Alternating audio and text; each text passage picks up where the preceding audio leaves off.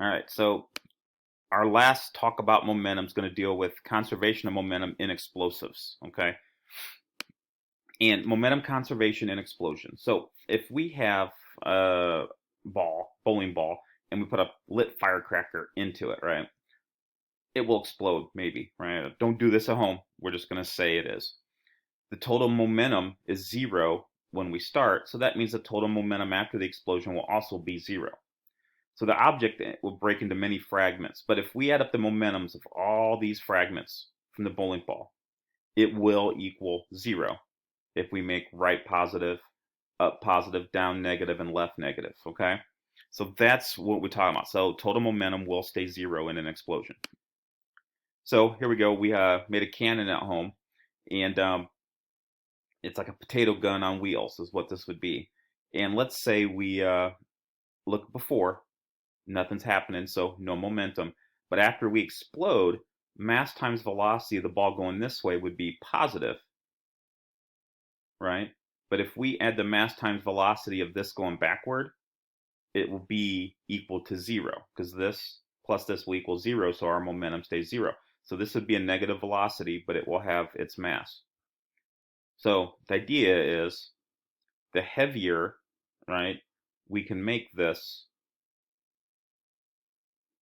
the heavier we can make this, the less it's going to go backwards on us, which means more velocity would be towards this.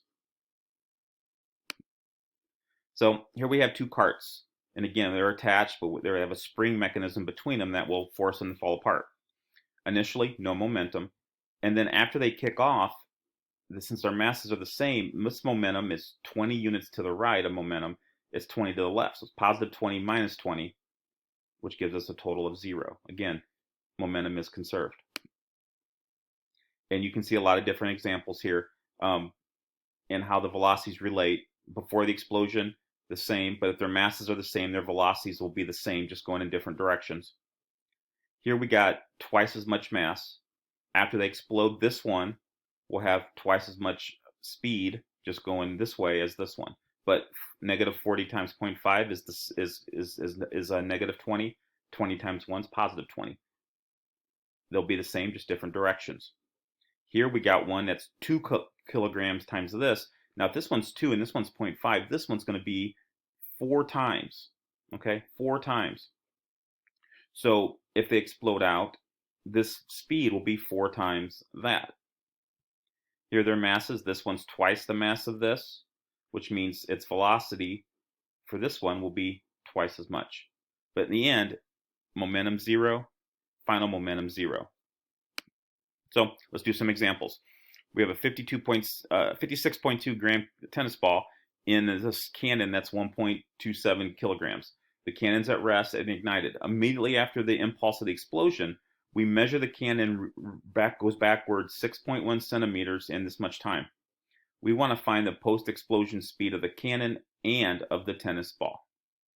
Do it now. All right, so we have the tennis ball with this mass, the cannon with this mass, and it's all at rest. So my momentum at something at rest is zero, so there's no momentum here, which means my momentum here added together will also be zero, but both objects are moving, so their momentums are going to be opposites of each other. So zero is equal to the momentum of my cannon, which is the mass of the cannon, times its velocity. So with the velocity, we can solve for that. It goes 6.1 centimeters in 0.0218 seconds. So its velocity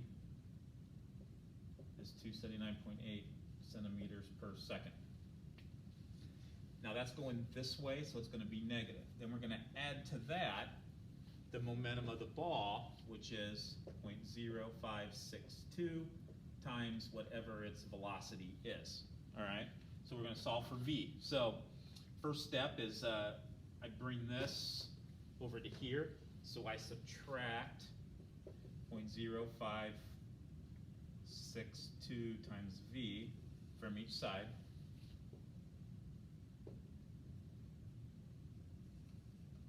Is equal to this times this, so 1.27 times negative 279.8. I get negative 355.346. I divide by that, and my velocity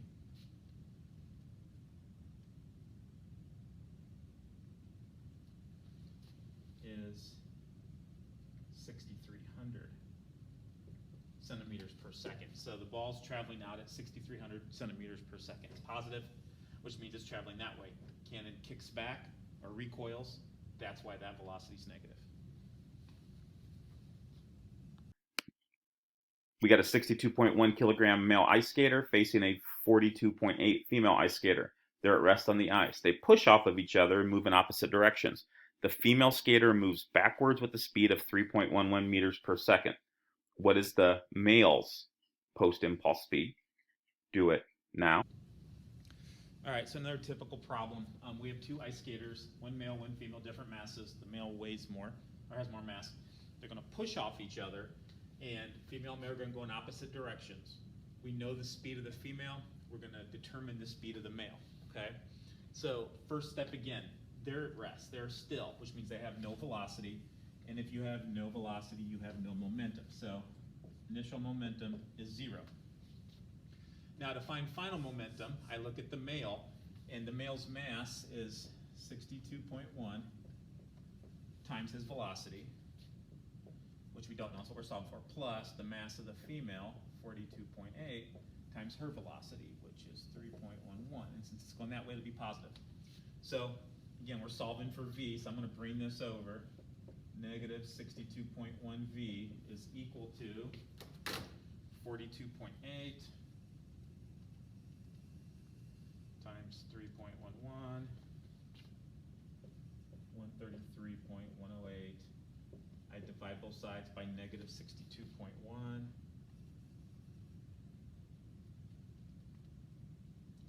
And I get negative 2.14 meters per second. And I get a negative answer, which is right because he's going this way.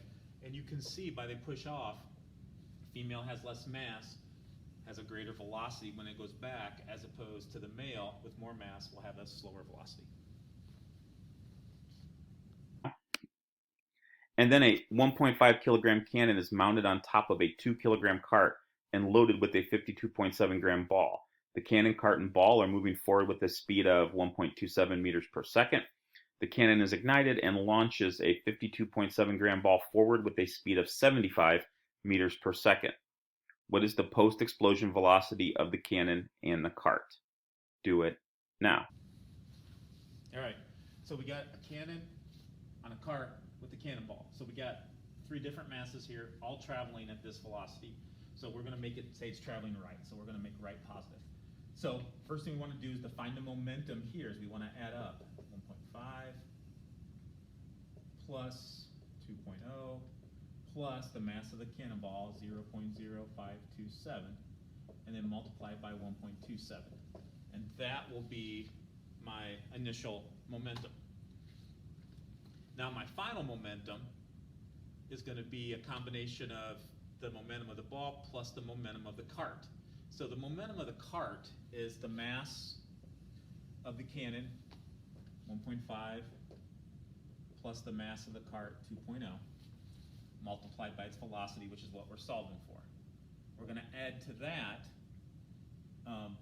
the mass of the cannonball, 0.0527, times its velocity of 75. And we're going to assume that that also is going to go in this direction, so it'll be positive.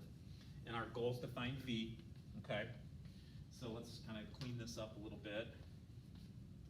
1.5 plus 2 plus 0.0527 is 3.55 times 1.27 equals 3.5V plus 0.0527 times 75, 3.95. Solve this, 3.55 times 1.27 4.51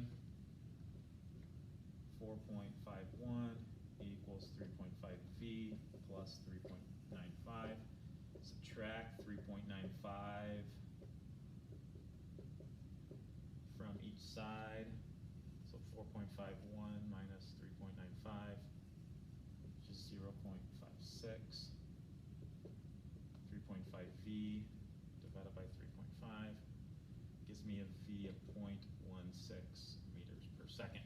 So this is going to move very slowly in this direction, 0.16. So it was traveling this fast.